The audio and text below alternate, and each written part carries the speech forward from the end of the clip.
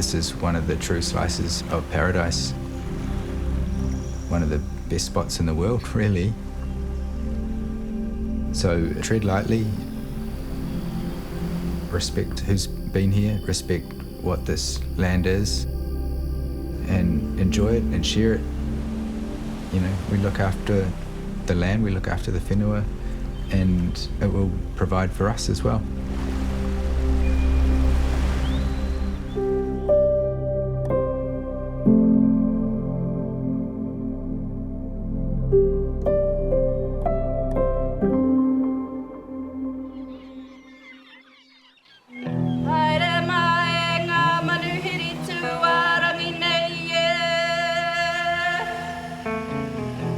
Aotea, or Great Barrier Island. If you know, you know.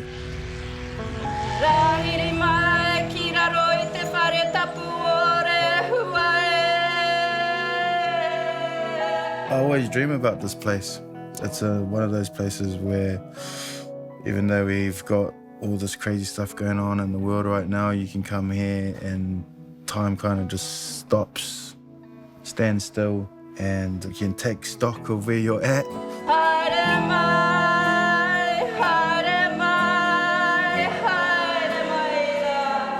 Aotea is the ancestral home of the Ngāti Rehua people and the 6th largest island in Aotearoa.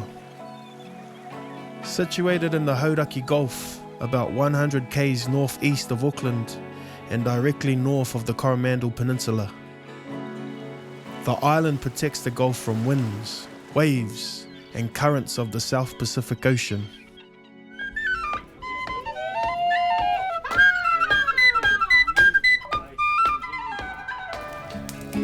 In the early days of European settlement, small fortunes were pulled from the ground with copper, gold, and silver mining, and the ancient Kauri forest decimated by unrestricted logging. But these days, the 900 or so residents of Aotea are much more protective of the motu, the moana surrounding it, and the unique lifestyle it has given them.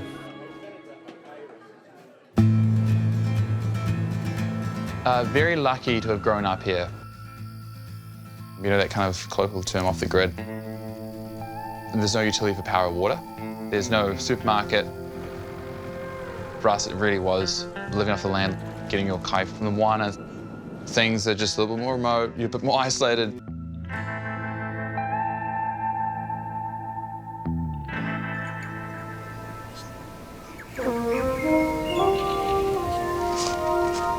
There's manuki and kanuki here. My grandmother, very familiar with what we call rongoa Māori, and just obviously, you know, she was taught by her whanaunga and kuia. It's also referred to as ngā kōrero i tuku iho, which is like being told from above, I suppose, but from your ancestors or your tipuna. Tell us about growing up here. Yeah, moved to Aotea when I was about 2. Yeah, grew up alongside my grandfather, while my mum worked in town, and learned a lot about the rongoa, te taha Māori, te taha mātou.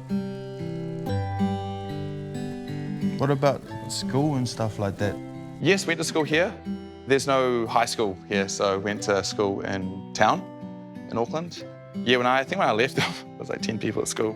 Real hard case, you know, when you do trade shows overseas, you tell them about where you are, there's no power or water, and they kind of don't believe it.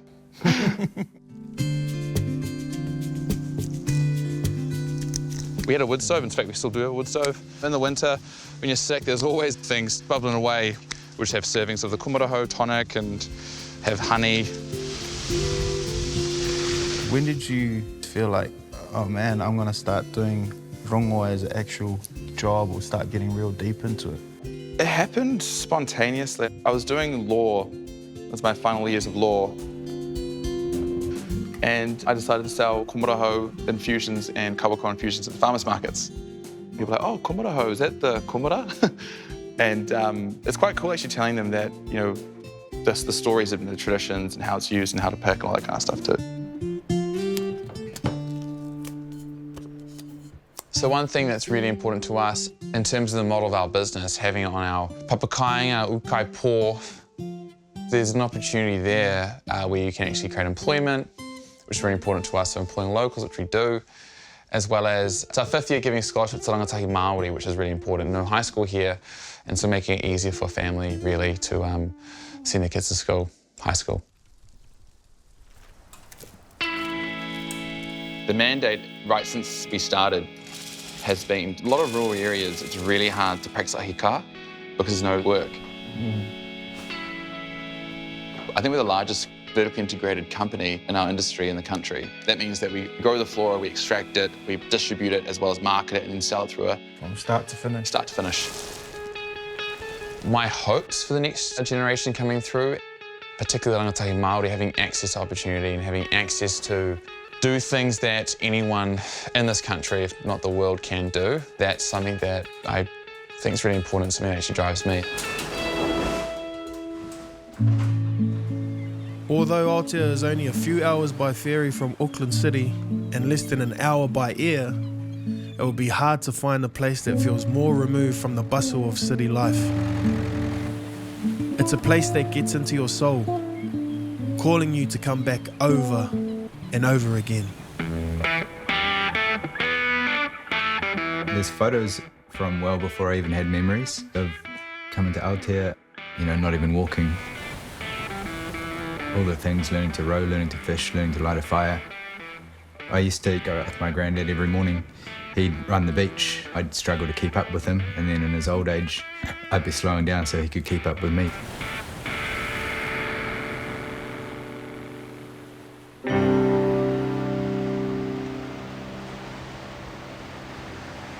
Something about just parking up here. No one hardly ever has a shower down here because you're in the water 2-3 times a day, so it's just a different pace. Some of the pressures just aren't here. So I found it quite conducive for creating. That's what got me into photography here as well. It's just like there's an endless supply of inspiration.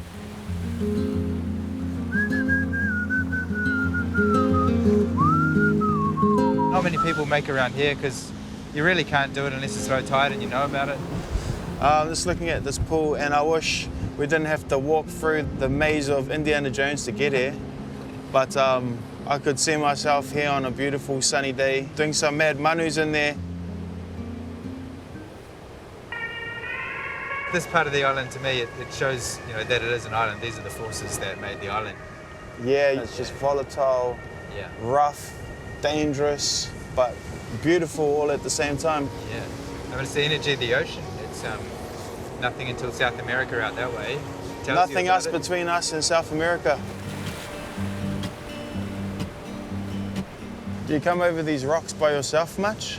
Yeah, I'll come out. And what would you do over here? You just hang? Yeah.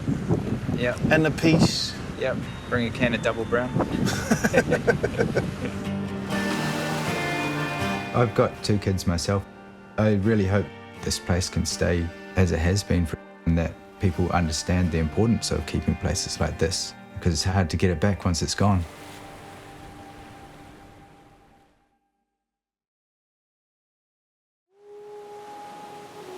The coastline around Aotea is dotted with a number of smaller islands. And although most of them are uninhabited these days, there's still some Ngāti Rehua descendants making their homes on these outer islands. The name of this island is called Mahuki. My school days used to travel by boat. It was normally the oldest child in the group would be the skipper of their boat. So when his turn was to go to college, then the next oldest would take over. So, it was about bringing them through the ranks and being responsible for all the others who are on board their boat.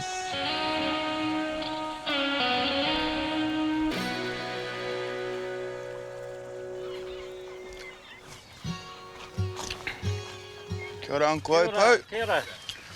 Permission to board? Is there many other little islands around you, or it's just Oh, yes, a whole heap of them. I've never met anyone who had his own island, mate. So we're doing the show about the outer islands. You're like the outer islands. I was brought up on neighbouring islands, Aotearoa. This is your brother's whānau? Yep, this is where I was brought up. Originally, there was only 2 families here. Been there for about 75 years or more. We didn't have the resources like we got today, washing machines and so forth. When we did finally get diesel motors running to run the generator, we thought we were in heaven to have a light on, you know. Even though it was hard times, it was a happy life. And we treasured those moments. You don't need all the money in the world to be happy. You know, you just need the bare necessities. The more you have, the more you got to look after, you know.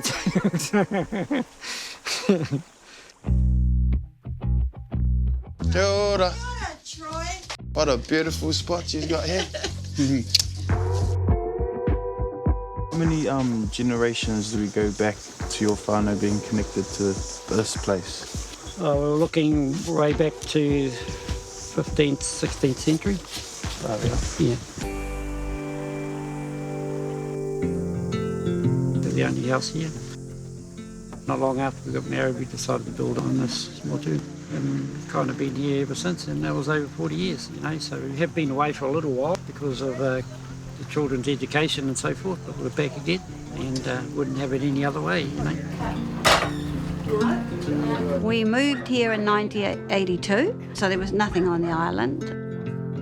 So while Opo was getting stuff ready for our house, we lived in a tent for about 3 months, right in the middle of winter. So I kind of had to sort of go cooking outside again, washing clothes by hand and all that sort of stuff. It was pretty tough with children, but I mean, you got used to it because it was something that you learned you had to do.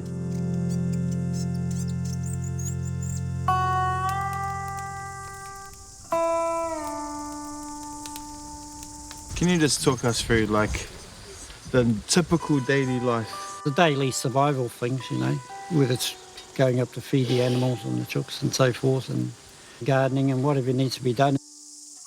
How often you got to go back to get supplies? We make sure we have a food supply to last us 2 or 3 months at least. Oh, really? Yeah, you know, it's all about ensuring that we're safe for that period of time. Just in the bare necessities and treats. What's your other treats besides ice cream? What's the other treats? What things nice, do you hang up for?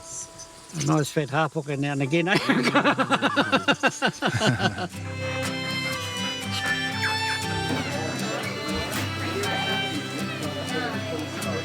The thing is, living here is not easy. You really got to be pretty tough. My father-in-law always taught us that if you live 2 winters on these islands, then you'll make it. No, you're in a very special place here. You feel like you'll be here forever. That's it. Yeah, well, we've got our own urupa here, so... So yeah, forever and so ever we're and here ever. forever.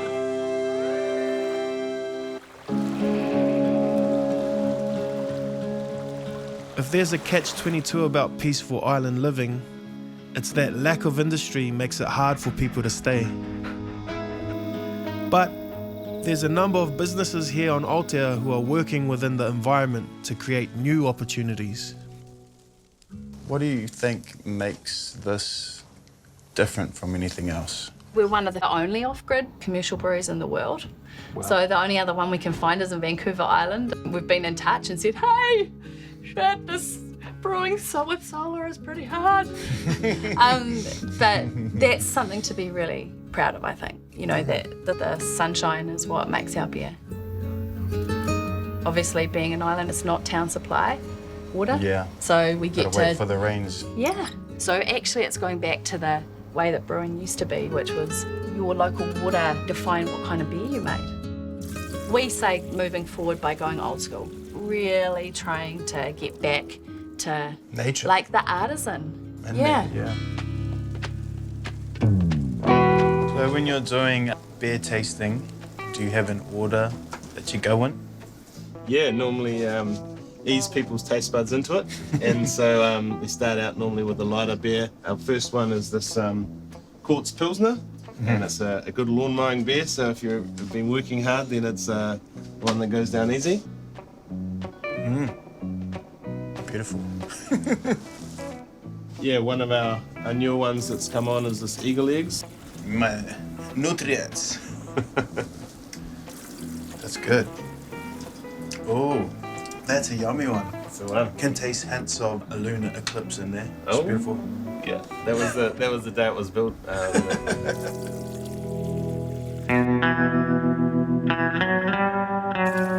This is American Pale Ale that's got US Mosaic and Taihiki New Zealand hops in that. So Yeah, man, I'm not the beer connoisseur. Like I feel like they will just taste the same, but they taste very good.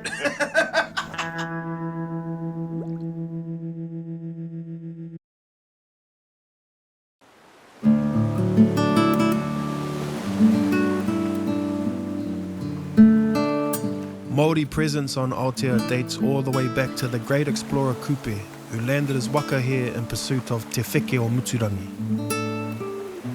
There's history here, you can feel it. Looking at those mountains, looking at these islands, looking at the sea. It's been the home of the Ngāti Rehua people for hundreds of years. But even the remoteness of these shores wasn't enough to save them from the long arm of colonisation. I would have to say the loss of whenua. That had the most devastating impact for our people. On the barrier, there's over 70,000 acres.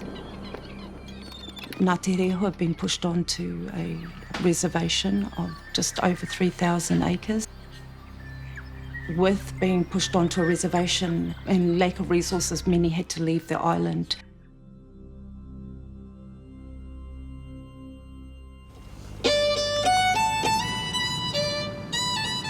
We didn't convert en masse until December 4th, 1889.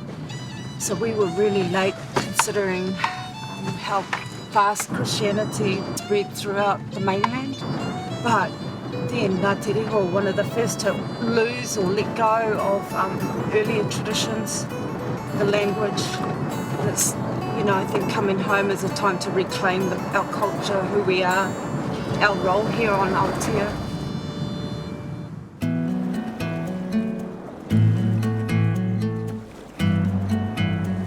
So right now we're out on Uruwawharo. This is where the waka came in when they arrived here from Hawaii. So it's a special place for Ngāti Rehua. I came home for the first time 25 years ago. I think it was first a journey of discovery. Standing on your tupuna whenua, you understand the hara that they went through to make sure that we could be ahika here. And I think understanding that and feeling it here and being on the whenua ignited my fight for our people and for the moana. We're at Haratonga, and this is the site where they wanted to dump 250,000 cubic metres of marine dredge out here, just out past this island of Rakitu. A huge amount of sediment was coming into our moana. So for us, it was a tikanga for Ngāti Rehua that dumping shouldn't be happening in the moanas. So Protect Aotea started in a hui we had with the community. So we thought we'd start an organisation that we could be one. And we fought together side by side, and it was such a beautiful thing to go through and to experience. It was the first time that the community and iwi had come together on a take and really unified and united ourselves to fight against Coastal Resources Limited and the Environmental Protection Authority. We did win that case in 2019. Just as we had finished in the courts with Coastal Resources Limited, we heard that the EPA had granted Ports of Auckland a non-notified consent to dump over 2 million cubic metres of dredged material out by Kuvia Island. So we lodged an appeal. I get tired and I get fatigued and I think, this will be my last fight. And then I seem to lodge something else in the court. I think the fight's worth it. I think every cent we put in is worth the fight to make change for the betterment of Papatūānuku.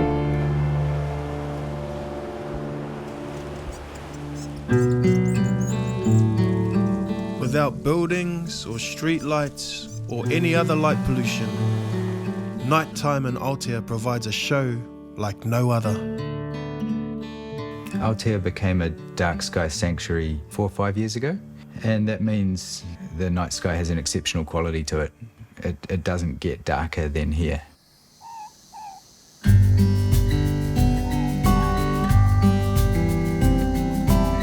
Give that a home. There's your shutter, that little button there. That should go for 10 seconds. Oh, that looks dope. Picasso over here. What's like the most ideal situation, like weather-wise and sky-wise, to get the best, like for you? No moon, stars up for all of the night. The winter's awesome because it's dark at 5:30. You're out there at 6:30. It's full on. So you can see that. Oh, that's like those portraits they try and sell at cafes.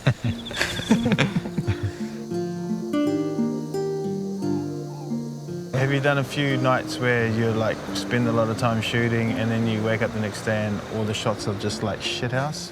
Like, oh well, never mind. Well, it is a buzzy thing because it's so dark that you see on the back of your camera and you're like, whoa, we got it.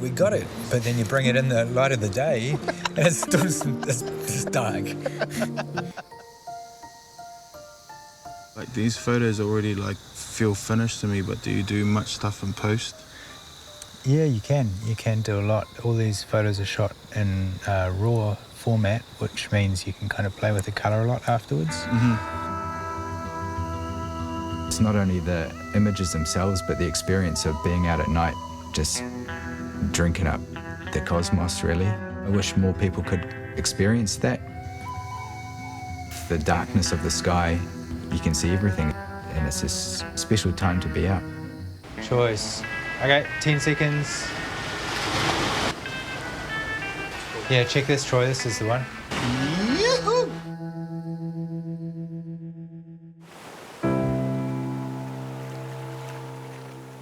I'm coming to the end of my time here on Aotea, and I feel like I'm saying goodbye to an old friend. I feel like these are my people. Just simple living, simple pleasures, and very chill. I think the whānau want to do a waiata before you go. And I think it's that simplicity of life that draws people back here.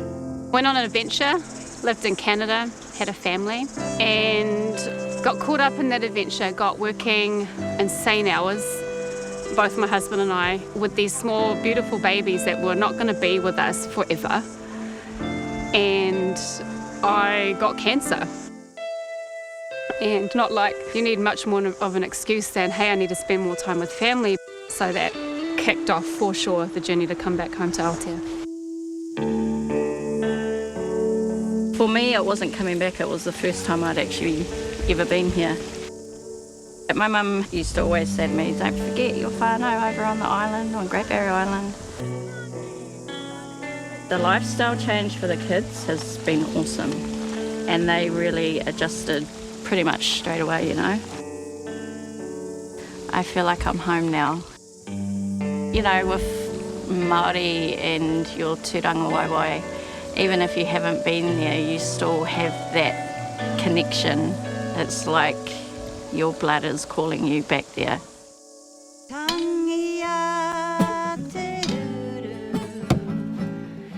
What's your big wawata for these islands or this whole area? Why we moved here is kaitiaki, on behalf of all the Māori shareholders in this island. So we're here to look after it for them if they intend coming back here one day. We don't like to talk about ownership. Yeah. You know, it's about preserving the whenua for our people.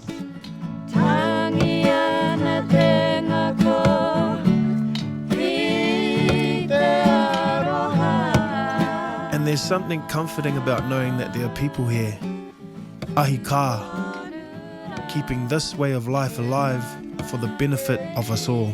It's been quite rejuvenating, actually. Just very lucky just to get away from the rat race, and good place to come and recharge and get creative and make stuff. I still got albums to write, so could be writing one over here.